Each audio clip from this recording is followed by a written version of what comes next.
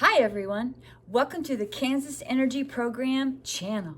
Today we are breaking down three important terms that come up in the world of electricity: voltage, current, and resistance, also known as volts, amps, and ohms.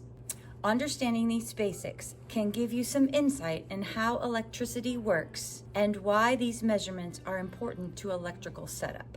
Let's start with voltage. Measured in volts, voltage is essentially the electric pressure that pushes electrons through a circuit. Think of it like water pressure in a pipe. Higher voltage means a stronger push, which means more electrons. Voltage tells us how much energy each electron carries, and it's what gives the electrical current the potential to move from one point to another.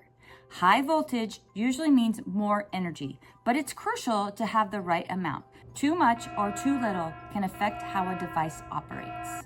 Now let's talk about current, measured in amps. Current is the actual flow of electrons through the circuit. Imagine water flowing through a pipe. Current is like the amount of water moving through the pipe per second. In a circuit, the higher the current, the more electrons are moving, which means more energy is being delivered. Current is essential for any device that relies on a steady flow of electricity, like motors, lights, or electronics. Too much current, however, can overheat components, so controlling it is important to safety and efficiency. Lastly, we have resistance, measured in ohms. Resistance is what slows down the flow of electrons. Going back to the water analogy, resistance is like having a narrower pipe or an obstacle that makes it hard for water to pass through.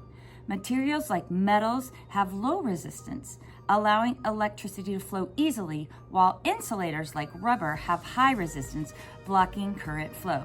Understanding resistance helps us determine how much current will flow through a circuit under a certain voltage. I will do a video about conductors and insulators later on, talking about how energy flows through them and the difference between them.